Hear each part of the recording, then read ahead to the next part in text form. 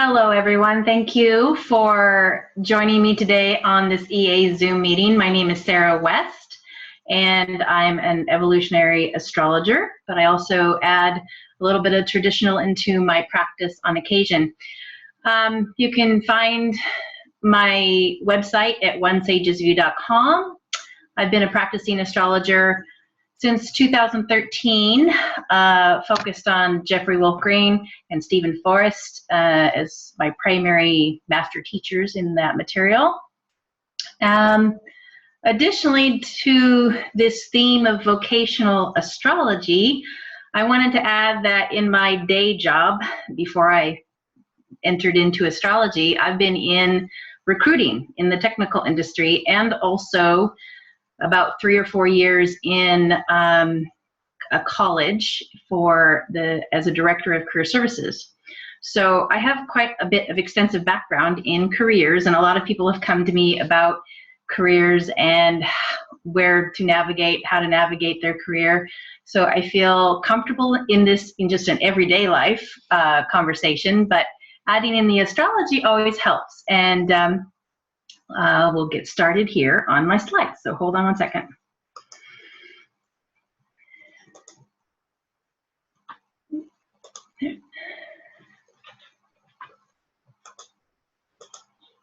Okay, there we are. So it's basically vocational astrology, the keys to our calling. And I call it the keys to our calling because really it's all in our charts to help us understand our vocational inclination. So I've been reading several different astrologer books by astrologers about vocational astrology. A couple of them are displayed in my presentation today. I've kind of pulled out from all of them kind of what is vocation about. It's our calling. It's the area of our life that we focus our talents, our aspirations, and creativity. But it's also the place of our public life and reputation that take form over time. I pulled out the description of that as well, and you can see it's just a strong feeling of suitability for a particular career or occupation.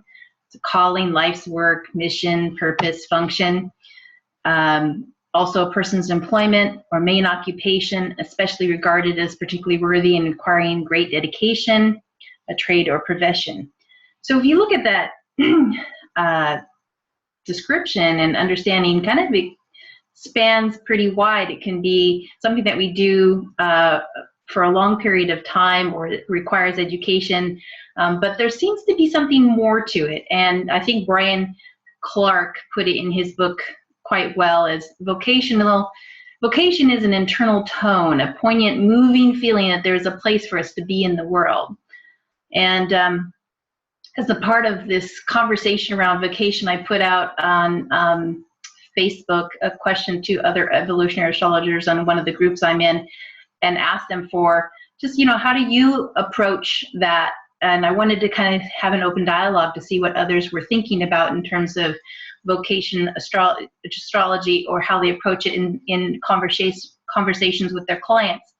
And one particular individual, her name is Amy Herring, contacted me back. I'm going to quote her because I really like what she shared with me as part of this dialogue. She says, often I think people want to know their one true calling and then dream of putting all of their work eggs into that basket. So I gently try to pry apart the parts of work through the 2nd, the 6th, the 10th house symbolism to help them recognize that you can still follow your dream, but get paid to clean houses on the side or whatever. I also often think that the 6th house is a good place to start with differentiating what you like to spend your days doing versus the 10th house grandiose plan of your job title.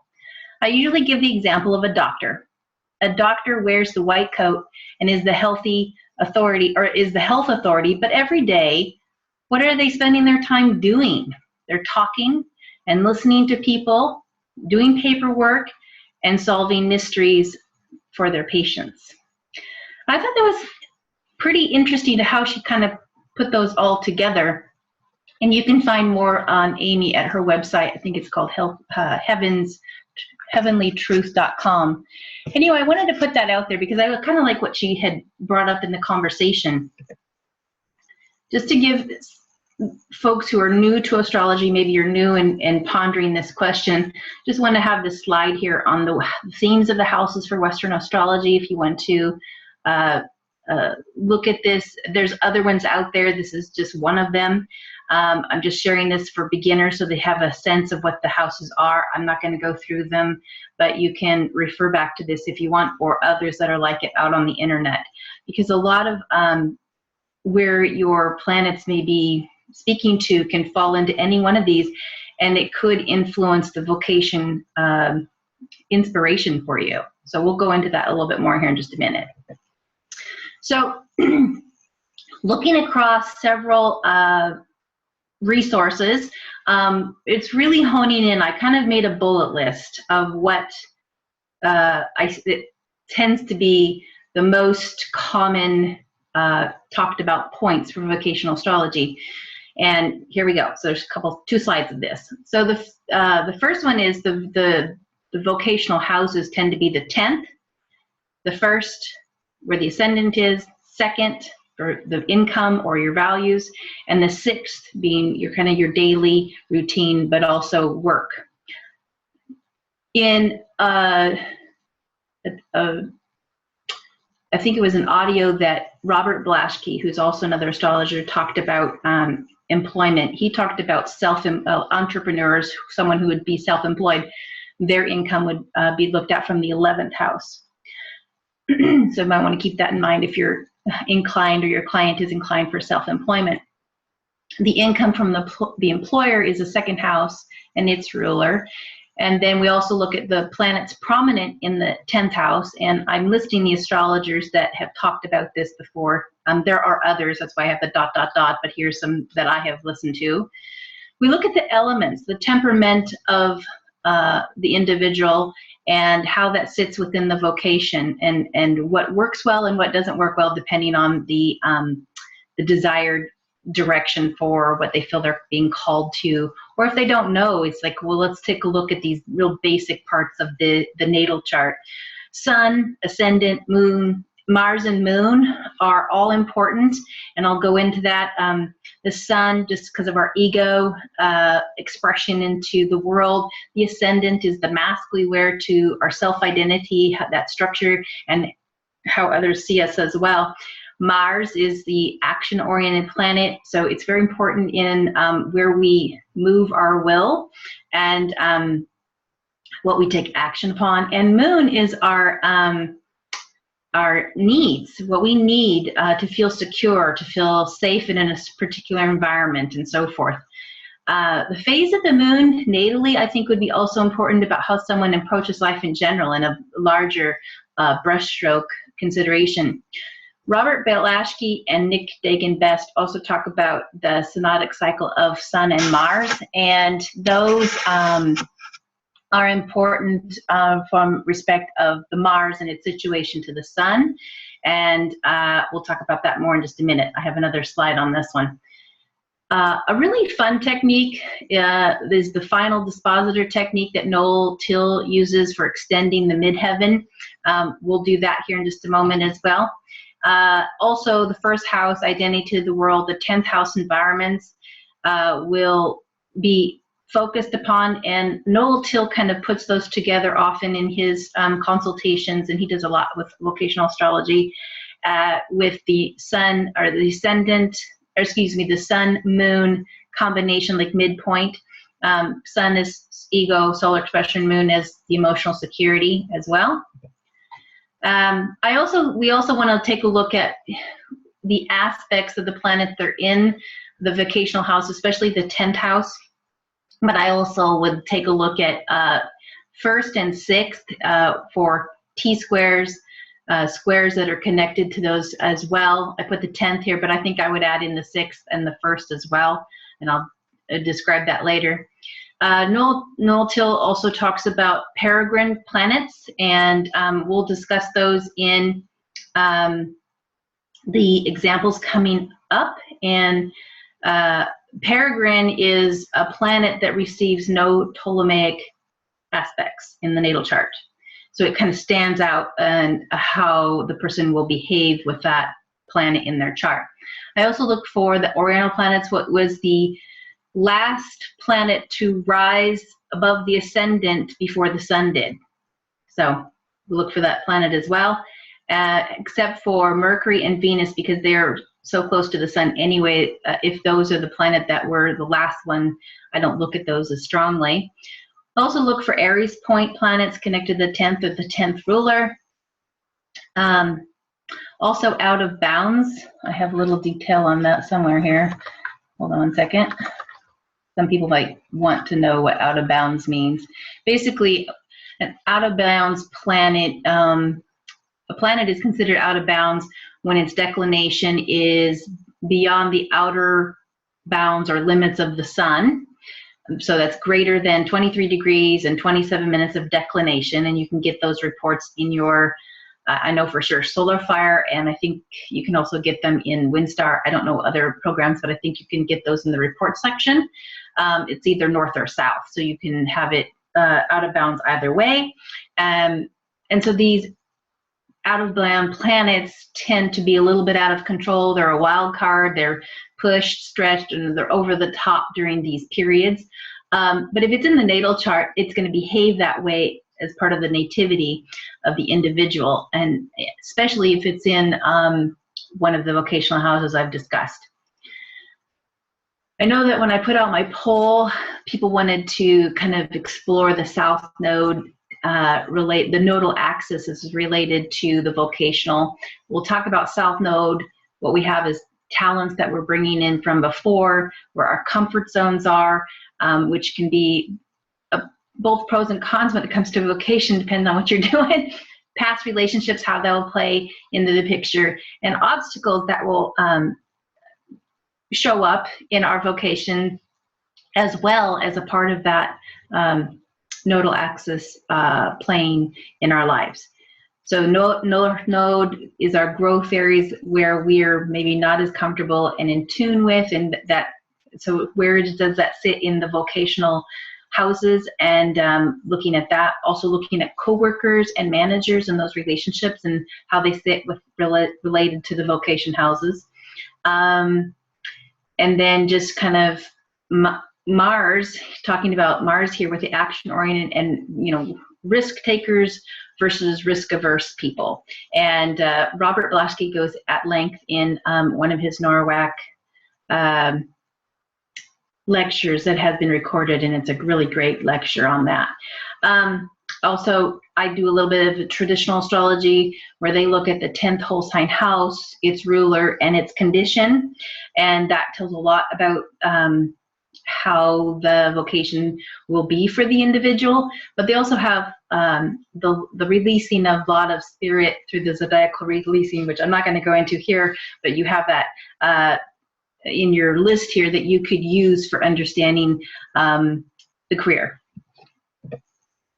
Okay, so I wanted to talk about Robert Blaschke's work that he did on the planet Mars, and he extensively talked about the planet Mars relating to where it was relative to the sun in an individual's chart, and how that would be important for their career. And I'm not going to go into it as extensive as him, but I wanted to include this graphic that he provided in his book. It's his 5th volume, Astrology, Language of Life, Volume 5, Holographic Transits, and this is on page 122. In addition to that lecture I was telling you about from NORWAC, that what's important here is understanding. I thought a picture is worth 1,000 words, and I got the permission to use this from his widow, Carol, and basically it talks about, just to kind of keep this really short and sweet, is the morning star Mars and the evening star Mars. That's my short way to put it. And understanding Mars in the retrograde period and in the orbit. So short and sweet. I mean, I'm not going to go into all of this, but in depth. But to understand, if it's a morning star, it's rising before the sun. I get these mixed up sometimes, so bear with me. I got to look at my notes. Hold Hold on one second. I wrote all these down.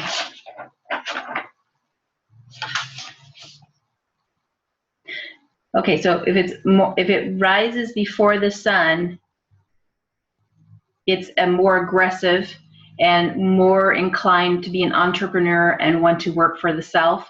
If it's an evening star, meaning it rises after the sun, it's more risk averse. It's not inclined for the other side. So I want to share that because that's something we want to kind of take a look at from a snapshot. You can drill down into this and, you know, waxing and waning squares and so forth. And I think in one of our chart examples, I think in Robin's chart, we have Mars that is retrograde, and we'll talk about it just a little bit, okay? But I want to kind of give a sense of this to just kind of really simple, but we'll go into more if we want. I can drill into this much deeper later if we need, okay?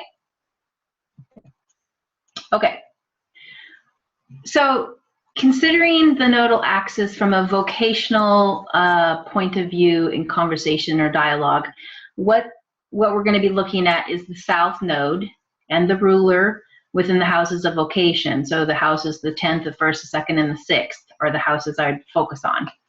The north node in its ruler within the houses of vocation.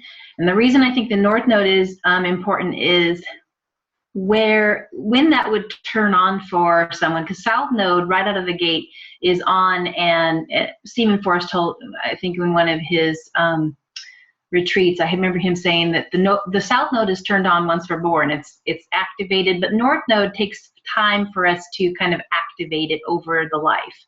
And so we're kind of moving towards it and growing in that direction, and both are at play, but the south node tends to have lessons for us to open up and evolve with, and moving towards the north node area. So we're looking at highlighting the condition via the aspects of the ruler of the 10th, the 1st, 2nd, and 6th. So I'm just kind of loosely bringing in some traditional thinking into the nodal axis and how it looks and what might be opportunities based on how the aspects are looking with those rulers and from the node, the south node especially. And also, our career tends to be a very earthly focused endeavor. It's work, and it's over time that we build a career and a reputation, a 10th house thing. So I kind of want to also look at kind of the earth houses, which are the 2nd, the 6th, and 10th here. And we'll have examples across time with Pluto in Leo for some natives, which is a fixed fire, Pluto in Virgo, which is mutable earth, Pluto in Libra, cardinal air, Pluto in Scorpio, fixed water, Pluto in Sagittarius, mutable fire. We're not quite to I don't know if there's too many out there yet with, they might be entering their careers for Pluto and Sagittarius. But anyway, soul evolution development within the vocational houses is going to be, there will be key relationships that will require our soul's work and what we attract to ourselves based on what we're working on, and definitely do come online during our relationship to others in the work environment. So moon nodes, rulers, and the relationships. These are all the things that would be what we want to take a look at. I made a cheat sheet here for looking at a chart. So basically a grid of the sun, moon, ascendant, midheaven, and the south node of the moon by element, mode, sign, and house.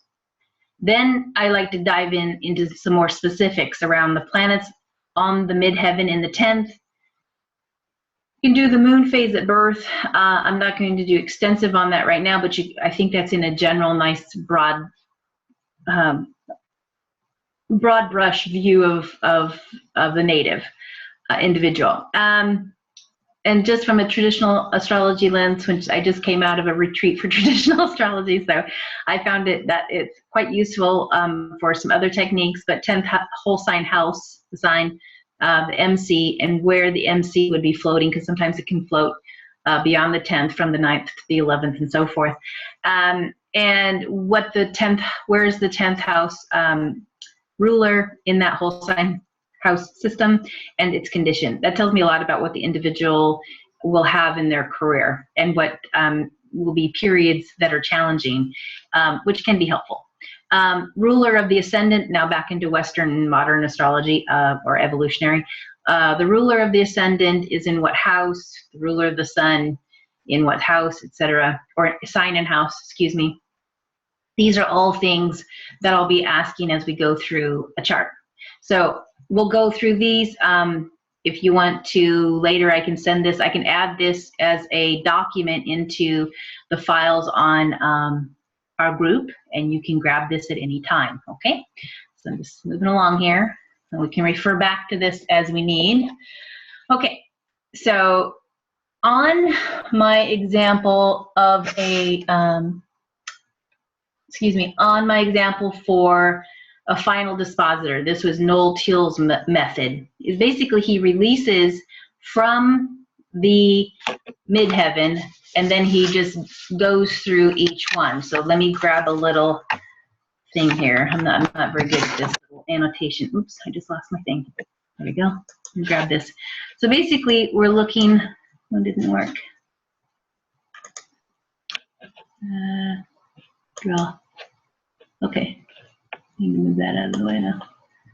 Okay, so basically we're looking at the midheaven, and my midheaven is Capricorn, and I look for the ruler. Where's the ruler? The ruler is Saturn. So we're following the rulers around for his final dispositor. So we're looking where the final one that we land on. So the midheaven takes me to Saturn. Saturn is in Taurus. Oh, I got to find Venus. Venus is over here in the 9th house in Sag. And then we have to go to Jupiter, and my Jupiter is here in Scorpio. And then I've got to go to Pluto in Virgo. And then takes me back up here to Mercury for the Virgo ruler, which then takes me back down to Saturn. So I have landed on Saturn as my final dispositor. So that becomes key for me to understand, plus it's in my first house, an influence of the 10th house in what would be my aptitude for my career. Something that has structure to it, where I need discipline to focus, because that would be Saturn, possibly leadership. And in Capricorn, that's kind of the leadership, but it also with Mercury, and I'll talk about that in just a minute, could be an inclination of business focus or writing as a part of that. So we'll go into another one in just a minute, but that's the final dispositor example. So let's just back out of all that. We don't have that on the next one. Okay, so that's the final dispositor. I think the other thing that we talked about was what is the planet in the 10th house. That would take me to Mercury. And then again, we look at the ruler, which is Saturn here. And that also gives some insight into the career aptitude. Okay, so that's my chart, and I don't want to spend a lot of time on my chart. So I'm going to jump over to the next, my volunteer, if I can get that to work.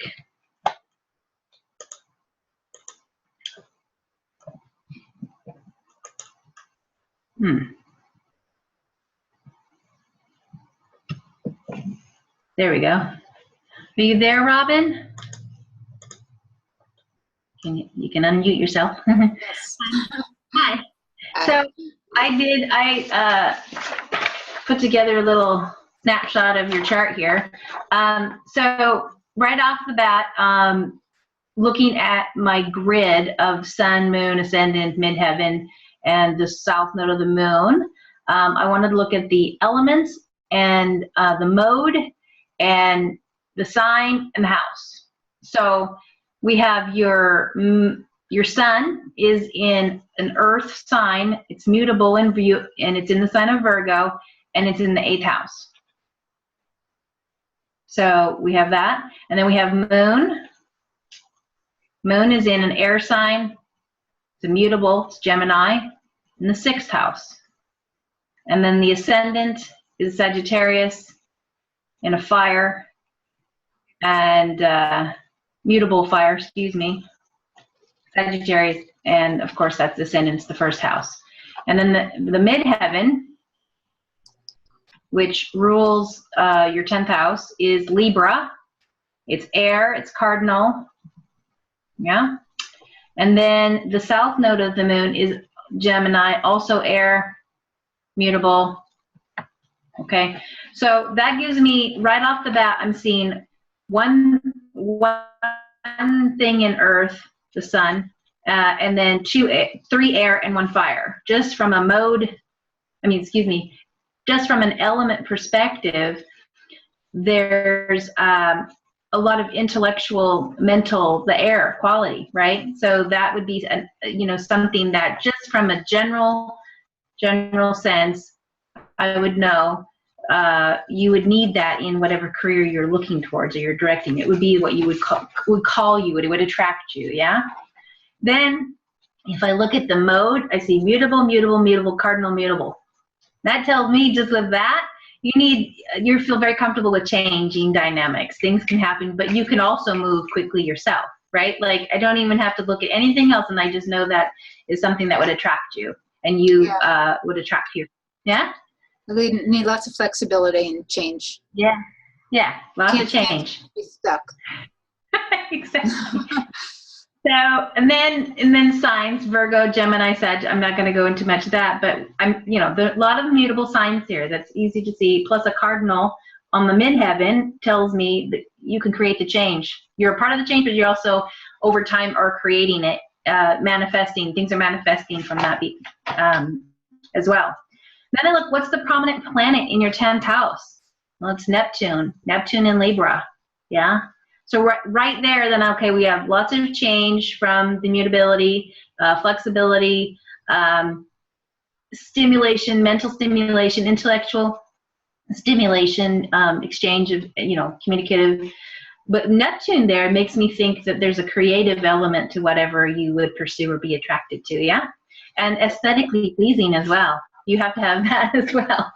And that's what you would, your career is something that blooms over time. It's not just right out of the gate. It would be something that would bloom, okay?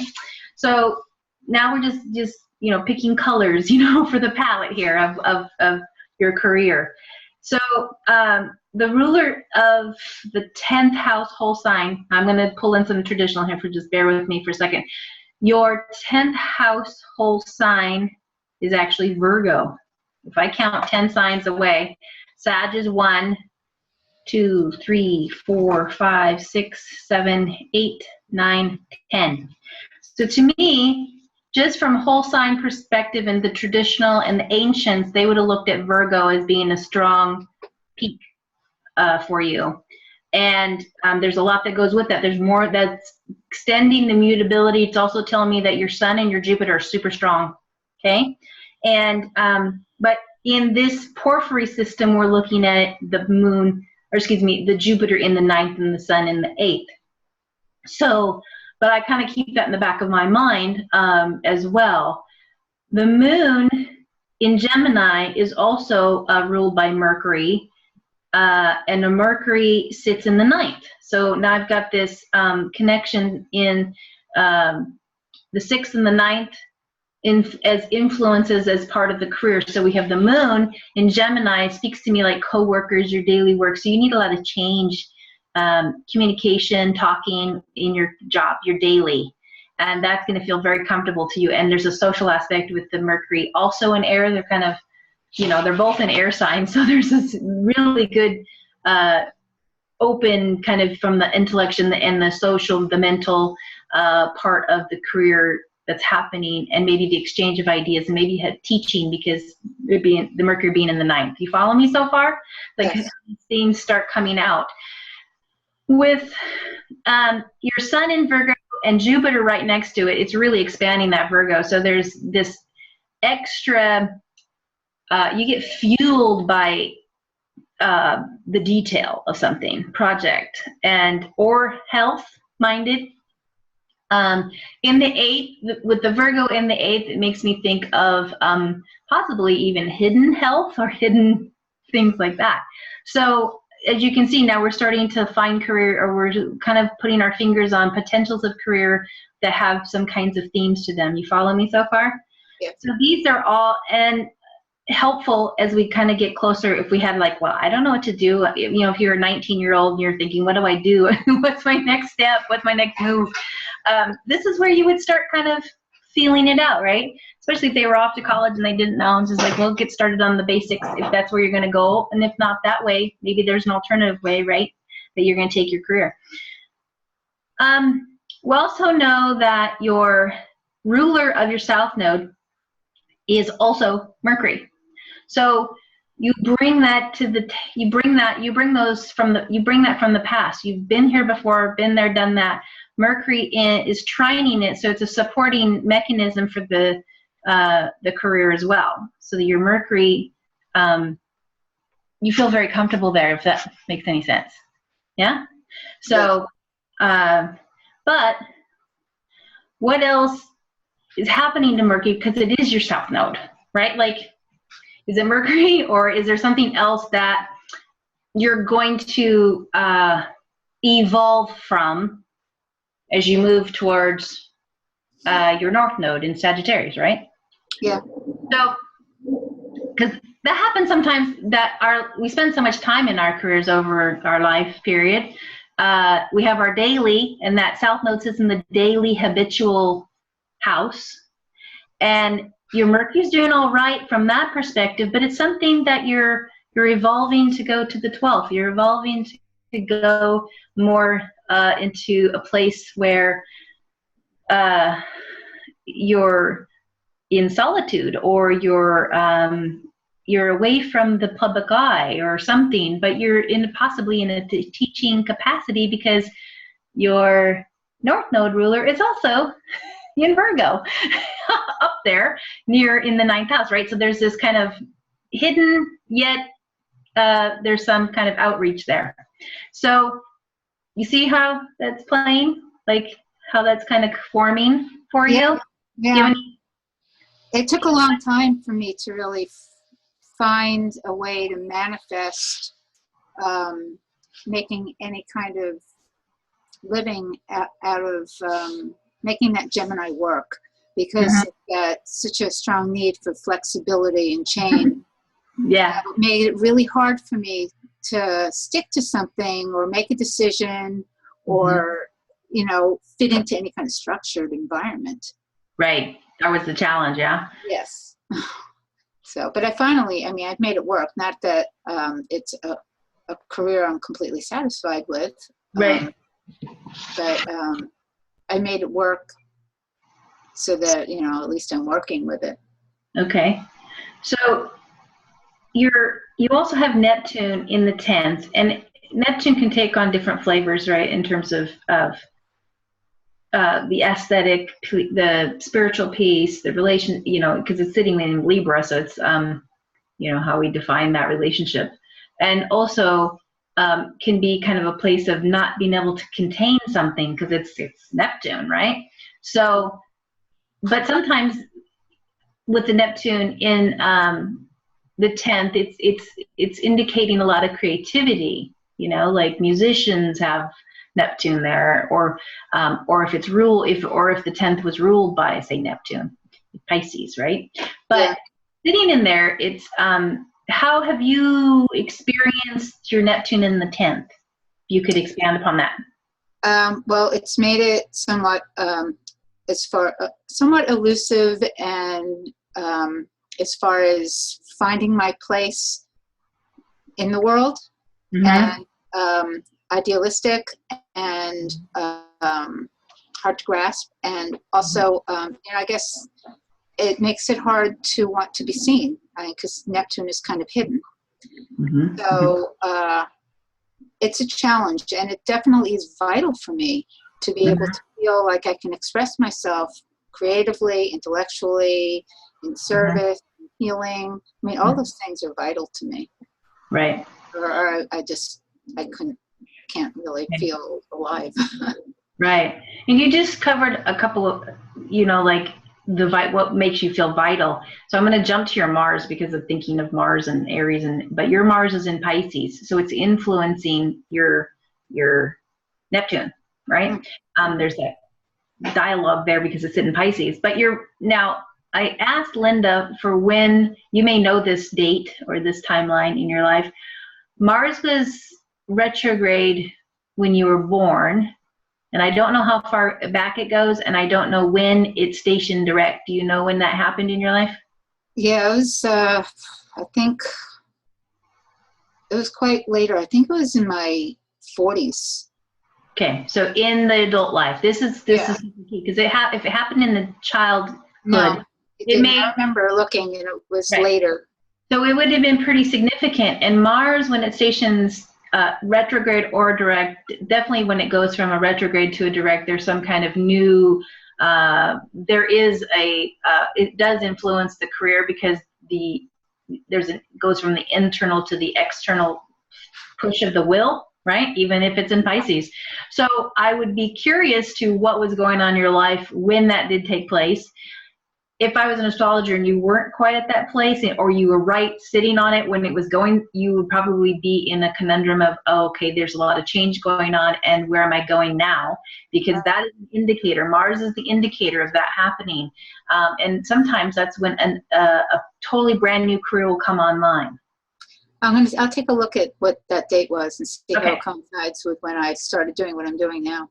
Yeah, so if you looked at if you go through the ephemeris, I don't have the exact date that you were born, but if you go back from the date that you were born and find how many days forward did it go retrograde and count those days, they'll give you. I have an ephemeris behind me. I can take a look. So you can take a look at that. But that would be key to me, as if you were to come sit with me as an astrologer to discuss that Mars, because that would be a huge turning point in the career endeavor. Even though it's sitting in the third house, it is an indicator of the will and the action of will, and you're sitting where the Mars is applying at retrograde to go into an opposition with the Sun, and then so that's influencing that and coming back. Does that make sense? So it's really influencing your expression into the world. Huge, huge, huge, huge. So that would tell us a lot about that. So, and I think, and it's really hard for me to tell from your chart because it's sitting almost into the opposition if you're a morning, because you're in that zone where it's hard to see it at the sunrise. Let's see here.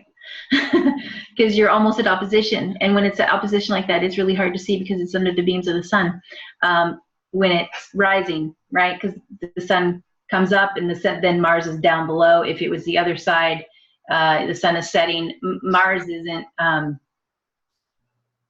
it wouldn't be visible right away, so it would pop later. You know what I mean? I don't know if I'm explaining that well. Yeah. But that's a very important part to pull out. Also because it sits in the third house, which is a Gemini house on the natural zodiac, so that would be an important thing to pay attention to. Okay, also I looked at, do you have any mutual reception in any planets? No, you don't have that. And Aries point, you don't have anything on the Aries point, which is 0 degrees of any cardinal sign. You don't have that. So I thought, okay, well, when I did the final dispositor, the nodal teal, I went from your midheaven, Libra. So that ruler is Venus. Venus is in Cancer. Cancer is moon ruler. We bounce to here, and then we back up to Mercury, and then back to Venus. So Venus becomes your dispositor. Yeah? So the nurturing part of Venus, yeah, in relationships. She's sitting in the 7th house. So relationships, but they're nurturing relationship, healing relationship. So you may very well be in a healing capacity because of the Mercury with the Virgo ruling the Mercury is ruling your Sun and Jupiter, and then have that Venus which rules your midheaven in the 7th house. Yeah? Does that make sense? So now you can see where we just kind of moved through all these techniques, and we're highlighting what what would be easy and not easy, but easier that you would be attracted to, and then you can start narrowing that down, right? In terms of what would that be, like specifically, right? Like healer, you know, you could work within those frames, or as something with aesthetics, but I see the connection to something that would have maybe detailed work, possibly some creativity, depending on how you're using your Neptune and feeling your Neptune. Excuse me, I don't know if you have the entrepreneurial spirit based on where your Mars is at, but probably working for someone else. And so how closer to what you are actually doing in life is your career? Are we framing in what you do? Yeah, pretty much. I mean, I provide a service doing therapy with autistic children in their home. Mm-hmm.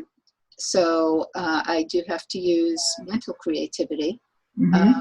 And come up with ways to engage the child, and teach Mm-hmm. the child what I need to do. And Mm-hmm. I do have to do very detailed charting on their progress and everything I'm doing. Great. I just realized that I didn't pull out your fifth house, because this Taurus rules it. There's the children, right? Yeah, the creativity. That's excellent. See how that just kind of, but you have the flexibility because you work out of your own. Right. I choose a client, and Mm-hmm. then, but I work through an agency, and I get paid by the state, but through an agency. Yeah. And I choose the clients, and I work out my hours based on the client's needs and mine. Right, right. It gives me that creativity. Also, what I was doing when I don't have enough hours doing that, I substitute as an aide with special needs children in schools. And Mm-hmm. so that through an agency where I can just choose what assignment I want and when I want to do it. Mm-hmm. So that also provides me that flexibility, which is why I like doing that. But my original goal when I went to back to school, because I had stopped, I dropped out of high school, and then I went back to school a little bit later. And my original goal was to be a nutritionist. And I'm sorry, is that what? A dietitian and nutritionist. The Virgo, yeah. I wish I would have stuck with that, but I got sidetracked because of circumstances in life, and decided to do an RN program instead. But then circumstances again, due to some transits at the time. Oh, that was beautiful. And I never got to finish it. Mm-hmm. But I wish I would have stuck with the dietitian, because my main interest, other than astrology and doing creative stuff, is nutrition and healing. I'm very knowledgeable about nutrition. So that's beautiful. Look at all that. All those are in your archetypes. Yeah. Well represented here. Wow. Thank you. It is important to me for the environment that I'm working in to provide what is important to me. As far as like aesthetics, I mean, it has to be a pleasing environment. Right.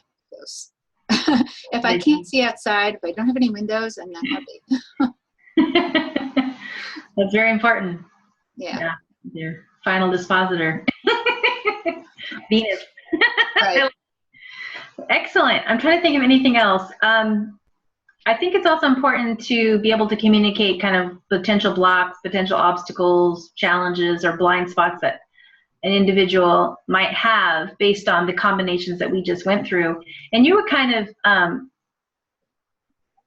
speaking to some of them. Having so many mutable, you had a lot of changes all the time, and you had to, that was a part of the struggle. And yet at the same time, it's also speaking to exactly that which would attract you, right? So there's that, the dynamic there. Right. So it's interesting because it's kind of got the challenges within the mix of it, just the way it is structured. Skip steps. Yeah, I have your skip steps written down here. And so that's very interesting. And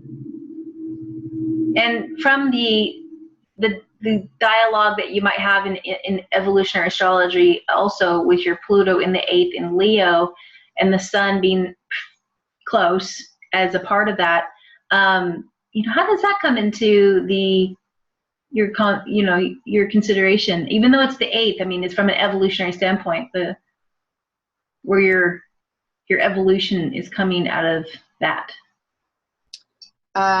Well, I guess since it is a skip step, there is some frustration because there's such a strong need in me to want to be working with my hands and doing something creative. Because that's where I feel the most happy, is when I'm doing that, something like that. And I don't know how to make that work because it requires the entrepreneurial aspect that I don't really have. Right. Oops, sorry. So, okay. Comes in as a source of frustration and something I'm trying to work on. Okay. All right. I think I'm going to go to the next volunteer. So hold on 1 second. Thank you, Robin. Appreciate it. You're sharing. Thank you. I'm having problems with my slides. Going to the next.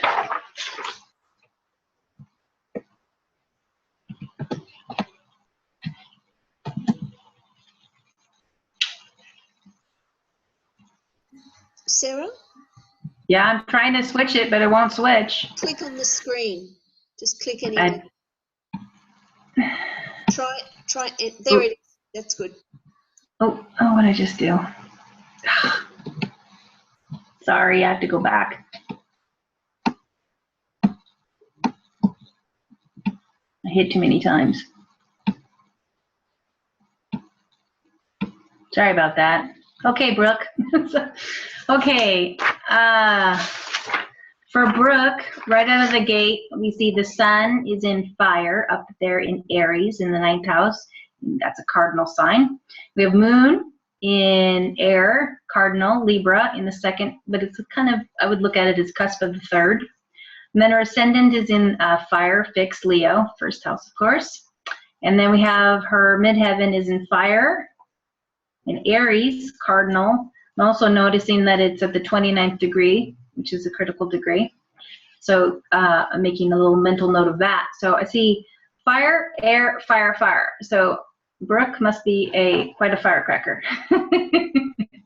So right out of the gate, I would look at Brooke having a strong kind of expression into the world. And with Leo on the ascendant, there's wants to be seen, but with that Aries, I would also say that needs to be first or is very competitive.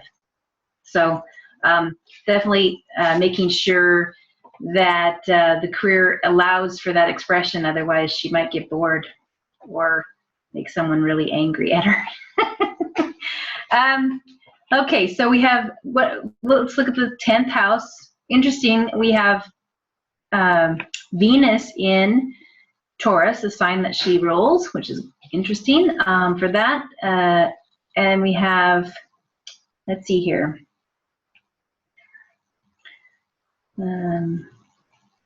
Just from a traditional sense, the ruler of her 10th whole sign house is also Venus, so that's doing very well there in the 10th. So the ruler of the ascendant is the sun, and the sun is in Aries in the 9th, so it's also exalted, and the ascendant can see, the sun can see the ascendant from fire to fire like that, so there's a strong expression through the ascendant, and that would be picked up by others. Let's see here. So where's the ruler of the sun? Aries, the Mars is in Gemini in the 11th. So there would be kind of a duplicitous nature for the Mars, but within groups. So a lot of exchange of ideas in group setting. Highly competitive though. So let's see, what do we got going on from the nodal axis? Her nodes are, south node is in the 12th, 6th house is the north node, 6 houses in Virgo, in Capricorn, and her south node is in Cancer. So we're looking at her work, daily habits, Capricorn, as something that she's growing towards. South node is where she's been and possibly more comfortable. So a south node Cancer would want to be tucked away from the world and not feel maybe secure out there. So this is a strong fire with that South Node Cancer. So how is that going on with the person and where they're at in that evolving of themselves through that? And then looking at, okay, what's square the nodes? Yeah, we look at, let's see, it's 25 cardinal. So we look up, we see Mercury right there sitting on the 10th house cusp at 26 Aries, and that's square the nodes. So when does that turn on, and when does that, where she has to work on that? Because if you look at the South Node, she has to work it through that Mercury. Or excuse me, it has to work through the North Node. Is that right? Yeah, sorry, looked at that wrong. So we also have the Sun and Moon midpoint is 5 degrees Cancer. So there's an expression through the lights through that 5 Cancer, which is just before the 12th house. So it's sitting in the 11th. So there's something about Cancer as a part of that expression of the ego and her security needs. So at first I would say, wow, there's a lot of fire going on here, but her South Node is telling me that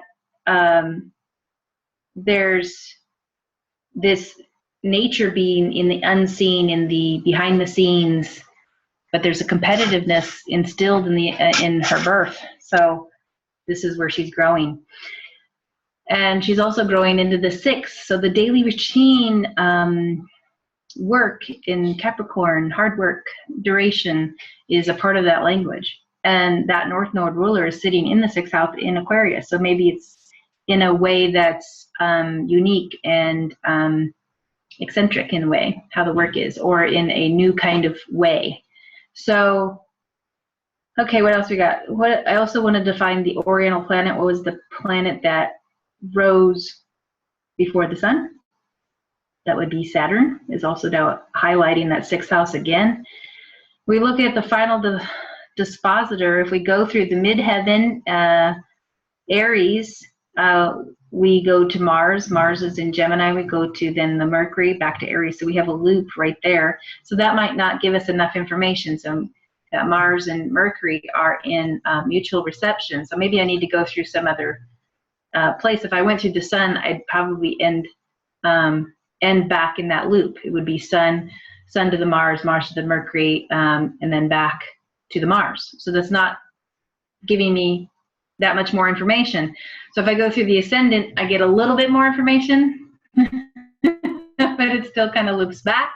And so I end up from the Leo to the Sun to the Mars, Mars to the Mercury. And then that takes me back to the Mars. Yeah. So, so that Mercury is really important in this mix, and yet at the same time, it's the skip step as a career, and so is the Mars. So those two working together, how she works in groups or takes on some kind of action through groups where she can communicate pioneering ideas. That's the Aries. So Brooke, can you hear me? You can turn yourself. Okay, hi. Do you want me to put the video on? Whatever you're comfortable with, it's either way. Sure. So I wanted to good lighting here. But. Oh, it's okay. You can just put on whatever you. So, and also in your chart, your Saturn and your Uranus are also in mutual reception. So there's that, they're helping each other out, communicate, but they're in the 6th house. So you have a very interesting chart in terms of, wow, the planet, there's the Venus, relationship kind of planet, aesthetics, that kind of thing is sitting in the 10th. And she would do well there in her own sign, but Mercury is sitting right on the cusp of the 10th. So I would be curious about how you work with that Mercury right now, and where do you feel comfortable with relate how your education is, and working with groups. What has been your experience so far? Because it's kind of pulling me in that direction, because your Mars, which is your action-oriented planet, is sitting in the 11th house. So I'd be curious, but it might not be just groups. It might be that it's 11th house kind of Aquarian type things that are not every day, you know, they're kind of on the cutting edge or something like that. Does that make sense what I'm saying? Yeah, yeah. So if you wanted to respond to me, I didn't want to cut you off. No, go ahead.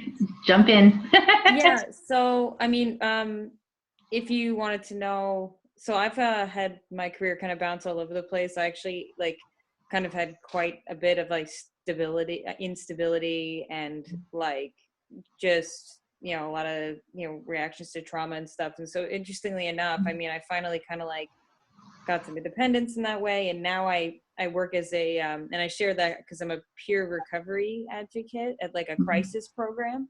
Mm-hmm. So I, basically what I bring there is kind of, the human rights movement revolved around, which we're trying to kind of like leach into mental health systems, and a lot of programs are kind of taking them on, peer advocates, because it's people with like lived experience who kind of like find creative ways of like communicating with people, and, you know, about the trauma they've experienced, and like not stigmatizing people, more or less, and supporting them from like a mutual standpoint. So it's like a lot of kind of like working creatively with like how we talk about things and how we go about like helping people in like more alternative ways as opposed to like standard mental health stuff. So that's kind of what I do. So. But see how you're using the archetypes right now? Did you hear? Way, yeah, there's definitely a lot you have your Mars, you talk about advocacy group, and you're doing some, you know, new things, and then the how you talk about things, that's the Mercury. Yeah, it's definitely a lot of communication. I need a lot of stimulation in a variety of ways.